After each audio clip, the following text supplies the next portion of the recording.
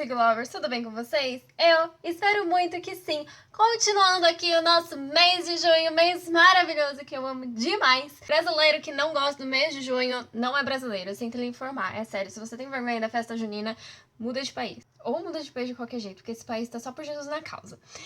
Bom, eu sou Bianca Gomes e este é o Garota Delicada.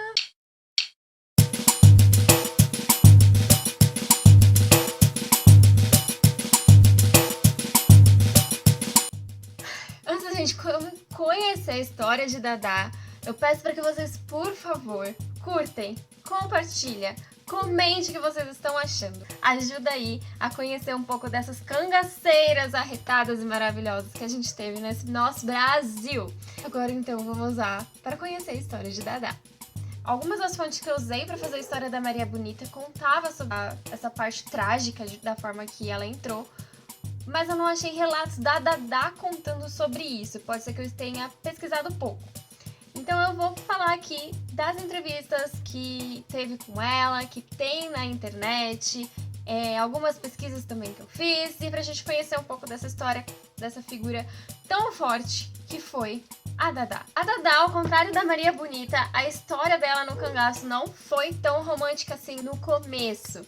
A Sérgia Ribeiro da Silva, que viveu por 12 anos no cangaço, ela era semi-analfabeta e foi levada à força aos 12 ou 13 anos de idade.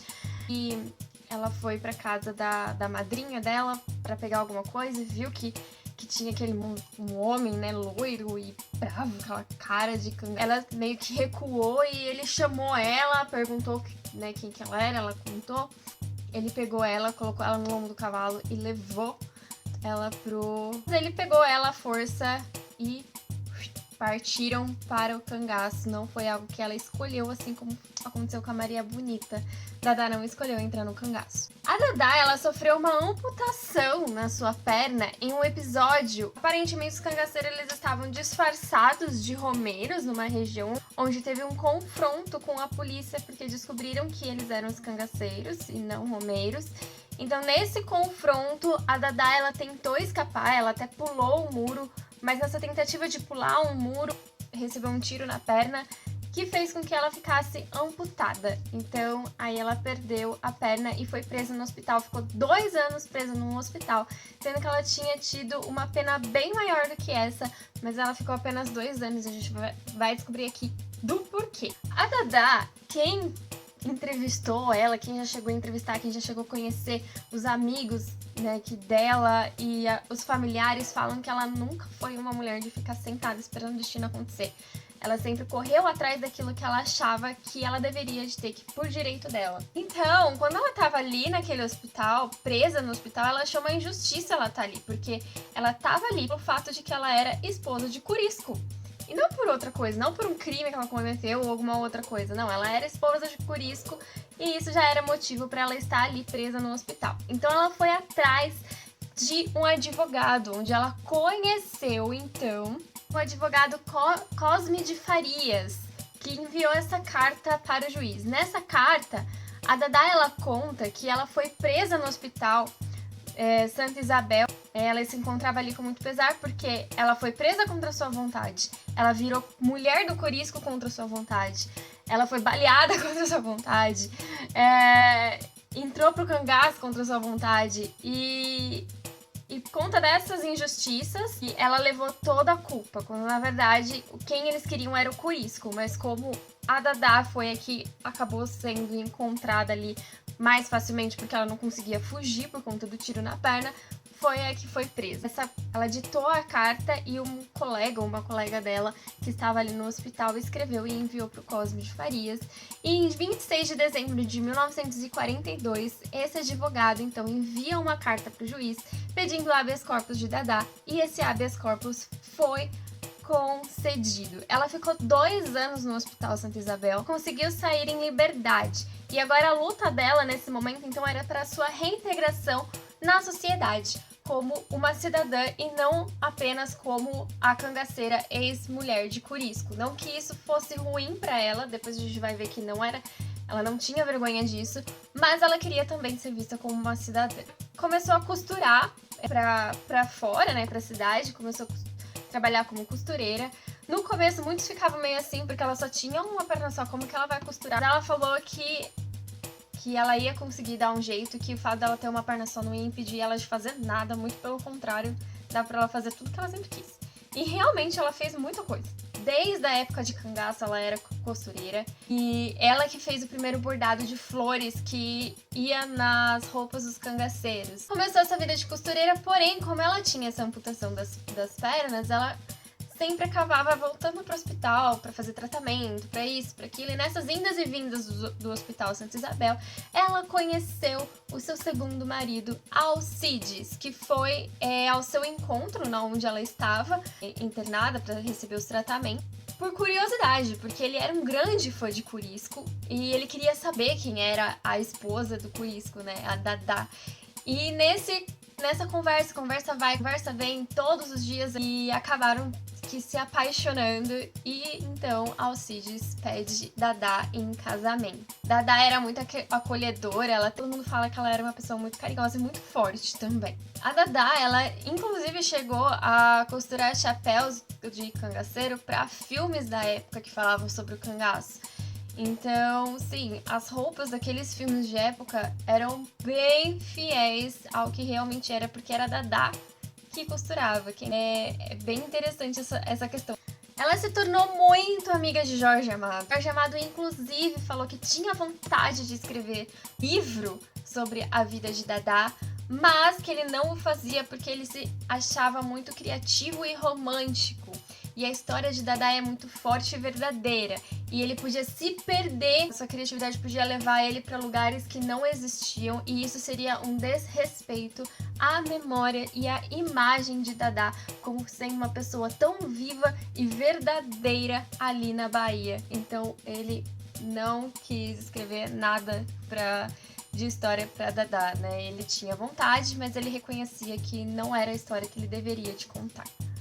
A Dadá, ela era uma das cangaceiras que aprendeu a atirar, embora aparentemente bastante aprendia a atirar, mas nenhuma delas, assim, elas não podiam atirar, mas ela e Maria Bonita entraram em confronto algumas vezes, mesmo porque elas eram esposas dos grandes líderes ali do cangaço, Corisco e o Lampião, e elas aprenderam porque tanto o Lampião quanto o Corisco falavam que mulher precisava aprender a se defender. E quem conhece ela fala que atirava muito bem. Existe um amigo dela que fala de um episódio, o pai dele havia limpado as armas de Dadá e ela foi testar pra ver se estava tudo certo. E enquanto ele estava montando as latinhas, ele estava montando a latinha, ela já tinha dado um tiro e acertado certinho na latinha.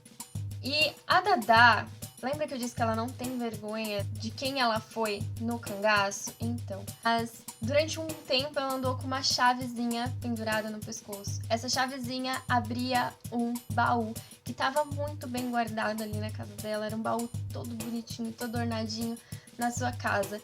Esse baú continha um tesouro muito forte para ela que estava faltando uma parte para ela conseguir enterrar esse tesouro depois. Que eram os ossos de Corisco, e tava faltando a cabeça de Corisco. Dadá guardava com muito carinho, ela queria muito enterrar Corisco, mas ela queria enterrar com cabeça junto, né, não só os ossos. Então ela, junto com outro colega dela, lutaram muito pro museu onde as cabeças dos cangaceiros estavam expostas, para que eles pudessem parar com essa atrocidade, essa coisa desumana de expor cabeça humana como visitação de museu. E para conseguir enterrar essas cabeças, e inclusive a cabeça de Corisco junto com o seu corpo, né? Isso conta muito do carinho que ela tinha por Corisco. Um entrevistador que chegou a fazer uma entrevista com ela fala que ela contou que no começo ela não gostava de Corisco, não. Ele era muito turrão, ela foi levada à força, ela não queria estar ali, ela detestava aquele homem, mas com o tempo foi aprendendo a gostar. Ele era bem carinhoso com ela e aí ela foi aprendendo a gostar dele.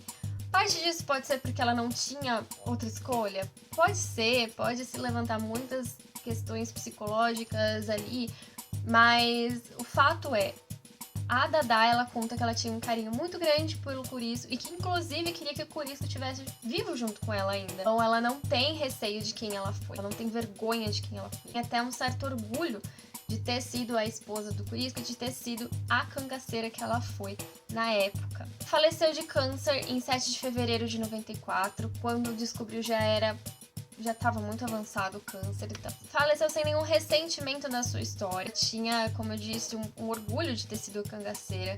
E ela detestava ser chamada de ex-bandida. Inclusive, um colega dela fala que certa vez chamaram se ela tinha vergonha da vida de bandida que ela teve. E ela falou assim, eu nunca fui bandida, né? Eu era cangaceira. E ela fala que ela era cangaceira por conta de uma sociedade agressiva que a tornou daquela forma. E um outro entrevistador conta de uma coisa bem interessante. O sertão naquela época era agressivo. O cangaço surgiu. Aparentemente o Padim Patícero também tem alguma mãozinha ali no cangaço. Mas ele surgiu porque tava tendo muita seca ali no sertão. Se eu estiver falando besteira, por favor, me avisem. O Ceará, o Nordeste, estava ficando esquecido. E aquela seca interminável que tinha muita gente morrendo de fome e as terras estavam ficando com os coronéis. Então, muitas terras nas mãos de poucos e os outros morrendo de fome. Pessoas que começaram o cangaço acharam isso uma injustiça.